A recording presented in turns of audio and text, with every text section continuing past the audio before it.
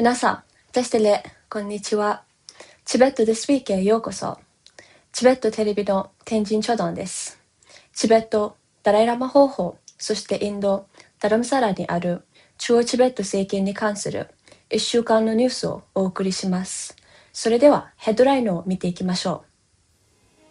う。選挙管理委員会は総選挙を前に主要日程を発表し、選挙ガイドラインを守るよう呼びかけました。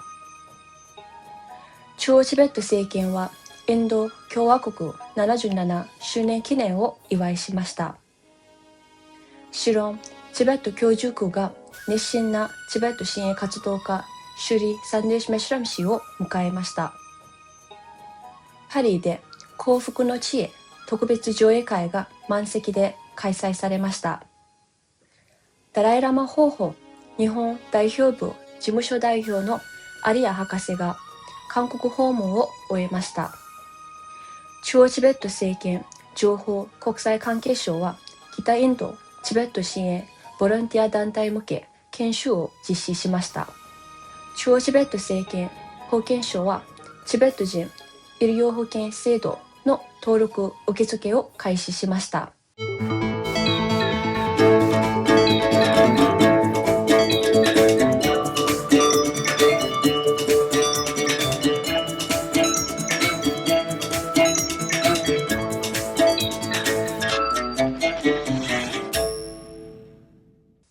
2026年に実施される中央チベット政権の主席大臣及び第18期チベット亡命議会議員の総選挙に先立ち、中央選挙管理委員会のロブサン・イシェ選挙管理委員長は今週水曜日、報道関係者を対象に主要な選挙日程について説明し、選挙に関する公式のガイドラインを再確認するとともに、選挙管理委員会の運営について説明を行いました。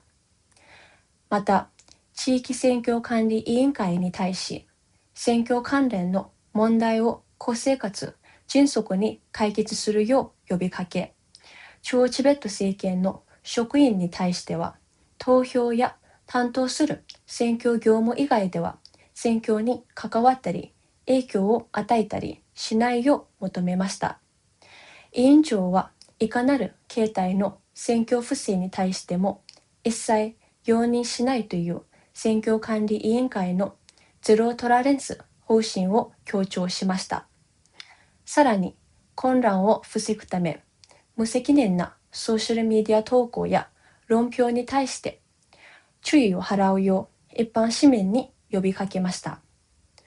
チベットの各団体及び機関に対しては、規則変更による不正な捜査を行わないよう要請しました。また、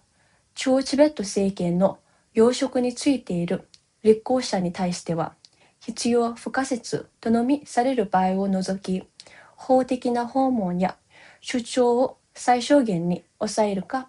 延期するよう促しました。選挙管理委員会が自分たちの判断で選挙の準備や運営を行えることを示すための独立した運営を明確にするため、選挙管理委員長はいくつかの事例について説明しました。今回の選挙に向けて選挙管理委員会は27カ国にわたり87の地域選挙管理事務所の監督の下309の投票区を設置し、1737年の選挙職員を同意しています。予備選挙の期間がチベット人セッター販売業者の繁忙期と重なるため、販売場所にも31カ所の投票所が設けられました。中央チベット政権は今週月曜日、関新機場にてインド共和国77周年記念式典に参加しました。式典は文部大臣のタラムドルマ・チャングラ主席大臣代理をはじめ、副議長、チベット司法委員、会計監査総監、第17期チベット亡命議会上院委員、並びに中央チベット政権の事務局長及部高官らの主席のもと行われました。タラムドルマチャンラ首席大臣代理は、チベット人を代表してインド政府及びインド国民に祝意を伝えました。また、インドは十分に機能する民主主義の模範であり、世界の国々にとって学ぶべき例であると述べました。さらに、インドの寛大さに触れ、長年の支援に感謝することの大切さを強調しました。자가 런이네 강에 망부치 예대비치레샤 간스는 랑생산의 폐지 로중이 던지마 치미동아 뒤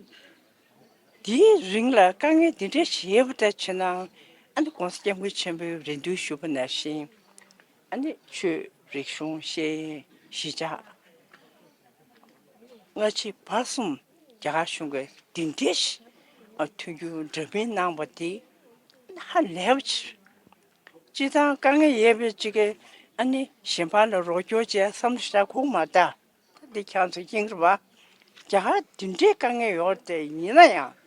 여름 제리디 슈브나시 다 딘데 나버디 마음 벽에 유연하나 대산당의 인지 미지 캐고야 치다 뱀의 처음에 딱 자가게 아주 강에 채배 뒤들라 그것을 로전한 것이 남의 치아맵시 もちろん、チベット人居住区は、チベット問題インド革新グループのマハラシュトラ州とゴア州のある西部地域代表、シュリー・サンデーシュ・メシュラム氏を迎えました。サンデーシ氏は、メガラヤ州シローにて、第6回ジャンド・ジャガラン自転車を無事に終えました。自由を求めてペドルを踏み、チベットのために声を上げるをテーマとしたこの巡礼は2025年12月9日にアルナチャルプラデーシュ州のインドとチベットの国境付近であるブムラから出発し、2026年1月21日にメガラヤ州シロンで無事に終了しました。この自転車巡礼は3週にわたり約 2400km を走行し、チベットにおける悪化する人権状況についてインド国民の意識向上を目指しました。シロンチベット難民居住区事務所は記者会見を開催し、チベット人からは3点一世として知られるシュリー・サンデーシュ・メシュラム氏が、チベットにおける人権状況の深刻な悪化と、それがインドの国家安全保障に及ぼす深刻な影響について強調しました。先週土曜日、パリのユジシ・ダントン映画館で、チベット事務局と子ども組織委員会が主催したドキュメンタリー映画幸福の知恵の特別上映会が開催されました。会場は満員の300名で埋め尽くされ、多様な背景を持つ来場者が集い、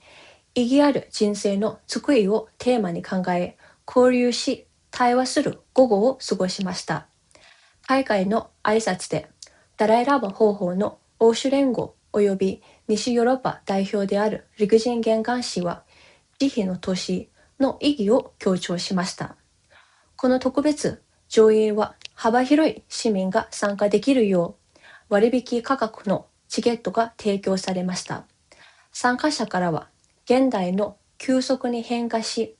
しばしば分断が進む現代社会において、この映画のメッセージが極めて重要であるとの声が寄せられ、映画が心の支えとなると同時に人選的な地位を与えてくれた点が高く評価されました。ダライラマ方法日本代表部事務所代表のアリア・チェワンギャルボ博士は、1月21日から28日まで韓国の主要都市で1週間にわたるノーキアと講演会、そしてその他の公式行事を無事に終えました。在韓チベット人コミュニティは、ダライラマ方法の障害と世界平和への貢献を紹介する写真展を開催しました。アリア博士は講演の中で7隻のチベット皇帝尊厳願望と13隻のトゴンチョガルポ・パクパの時代に遡る韓国とチベットの高麗からの歴史的つながりについて語りました。また、自身の著書チベットの反論の韓国語版を発表しました。さらに、アリア博士はチョントマウル財団のノンヘン氏と面会し、同地域におけるチベット僧侶たちへの支援と指導に対して謝意を表しました。続いて、ヤクチョン寺院のジノク大使を訪問し、ダライラマ方法の平和と慈悲のメッセージを広めるための助言を求めました。訪問最終日には、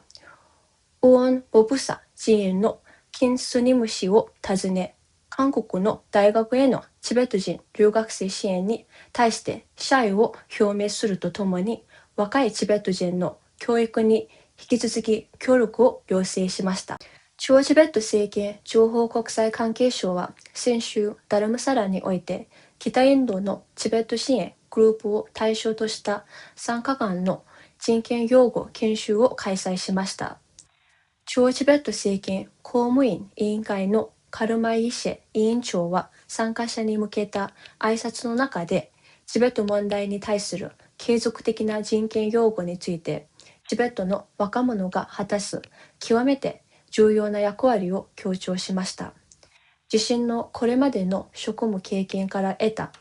実例を紹介しながら、日常生活におけるチベット語とチベット文化の継承の重要性についても言及しました。本研修は北インド出身のチベット人若者に必要不可欠なアドボケシー能力を身につけさせることとともに、地域間の連携強化を図り、チベット自由運動におけるリーダーシップを高めることを目指しており、北インド各地から38名の若手の人権擁護活動家が参加しました。中央チベット政権保健省は、インド国内36のチベット居住区において、2026-27年度チベット医療保険制度の登録受付を開始しました。住民たちは3月31日の締め切りまでに、主要な医療費が手術費用に対する経済的保障を確保するため、各地の親父事務所または保健センターを通じて登録するよう呼びかけられています。これにより、高額な医療費や手術費用に対する経済的保障が確保されます。2025-26会計年度においては、登録者は22,412名のうち、2,154名に対しては、総額200万ルピーの医療費がこの医療保障制度により賄われました。今週のニュースはこれで以上です。ありがとうございました。